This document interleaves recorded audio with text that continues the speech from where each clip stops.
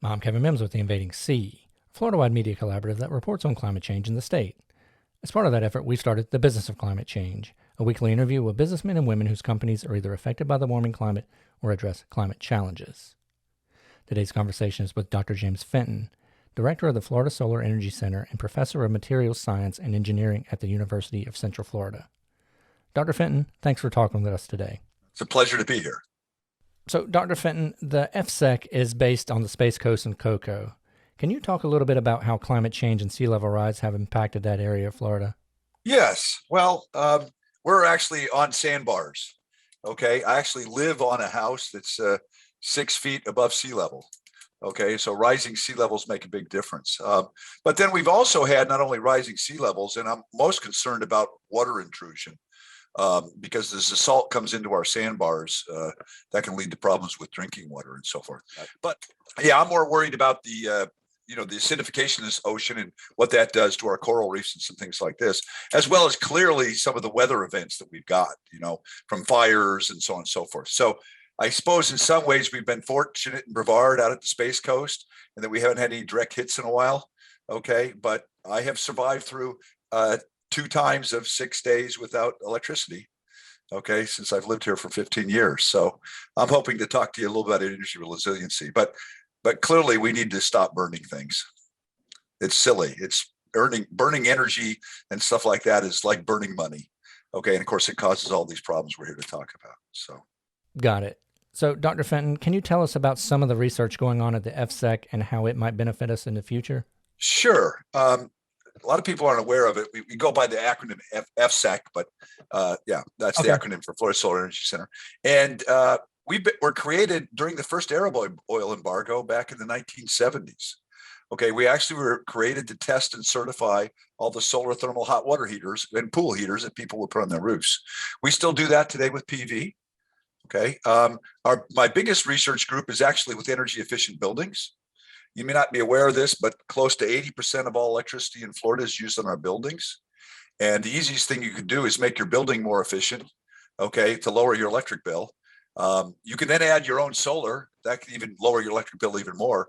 You can eventually put batteries on, okay, which we'll get to, or you can plug your electric car in V2G. So all these things to get to this net zero emissions by the 2050 that we're talking about, we're working on those research areas to go ahead and do that. I have a staff of 60 people working full time on bringing Florida into the future. Dr. Fenton, currently Floridians rely heavily on fossil fuels for home energy. Right.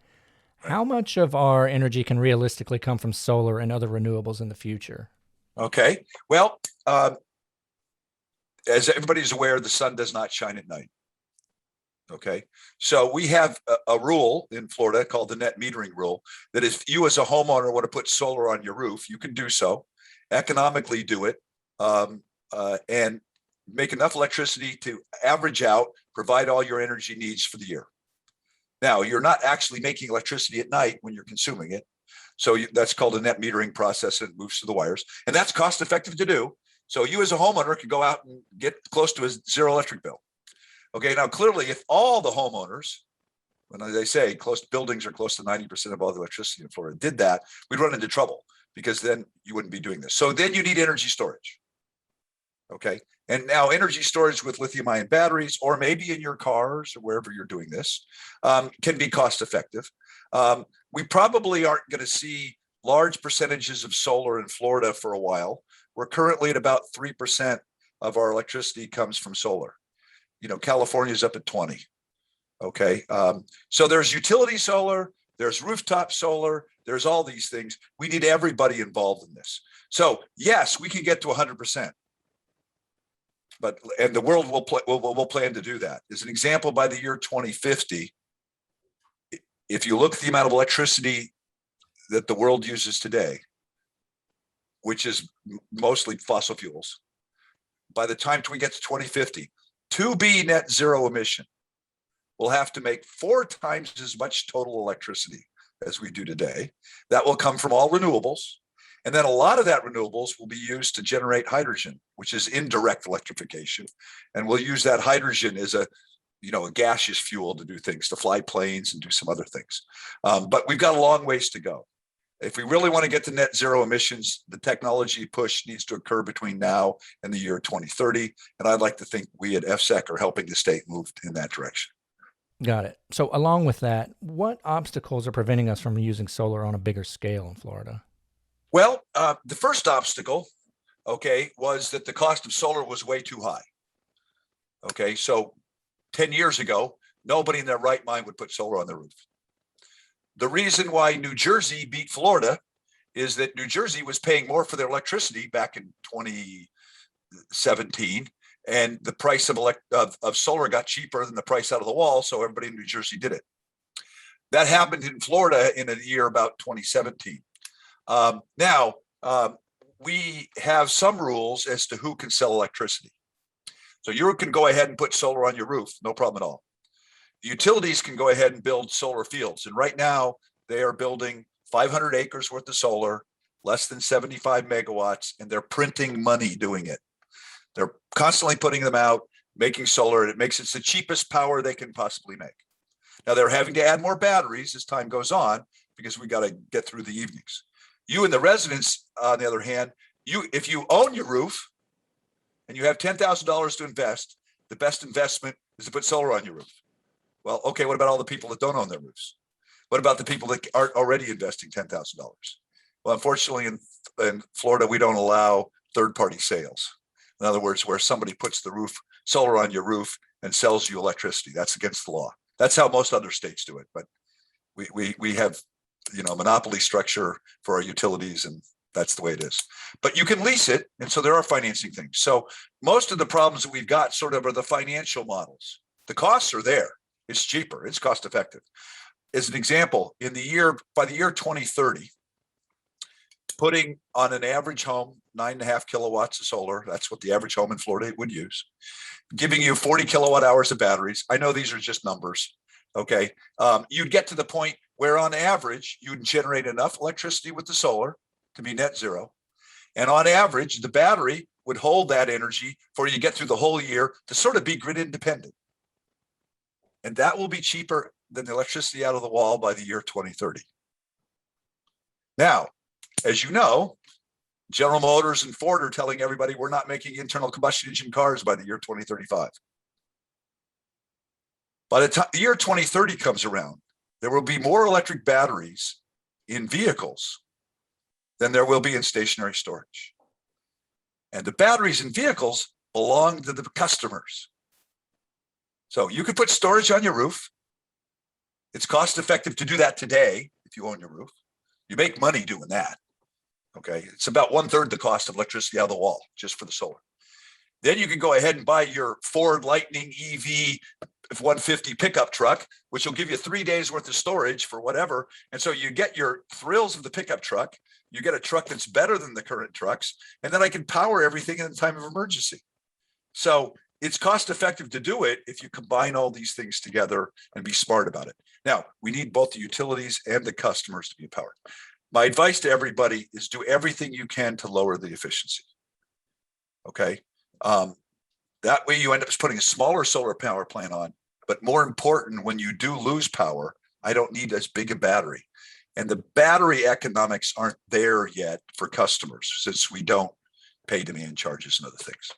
So I'm excited that by the year 2035, and hopefully I'll still be alive there. Okay. We will have transformed the way we do business in Florida.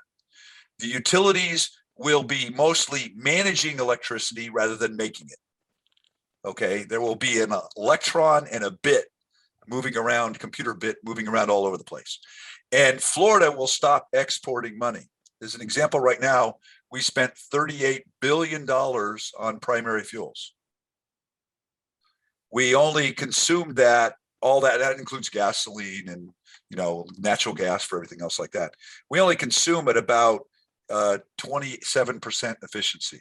So that means that $38 billion, I waste 70 of it, and it all leaves the state. So the advantage of making solar in the state, energy efficiency in the state, all the jobs stay here and all the wealth stays here.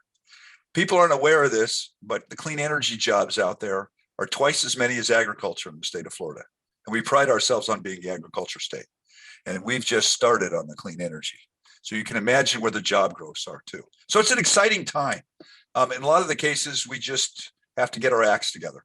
We'll see whether our current president's new initiatives move forward and we embrace this, or we continue to stay in the past. We'll see.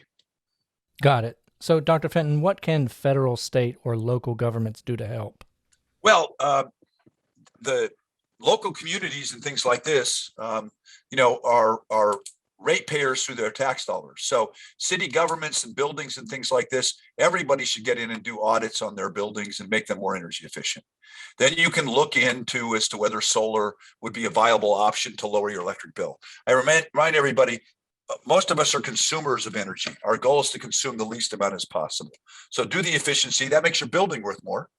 Okay. And then look into the solar for options. Seriously consider electric cars. If I got time, I'll tell you about a little joke. I feel like an 18-year-old with my electric car. I get stopped at the light. I love being stopped by a red light because I can blow the doors off a Corvette with my Nissan Leaf. It is so much fun to blow the doors off of cars. It's like riding on the rickety wooden roller coasters. They go click, click, click, click, click. You get up to the top. You're stopped. Then you go over the edge and you lose your stomach. I can do that in my electric car going from 0 to 10 in a parking lot. It's the same thing. It's called acceleration. Okay. And while I don't get 0 to 60, a Corvette will beat me in 0 to 60. 0 to 40, I kick its butt. Okay. All right. So it's fun to drive. And of course, it's saving money. It is cheaper for us to save the planet than to continue to destroy it. Okay. And we can all do our parts to play in that.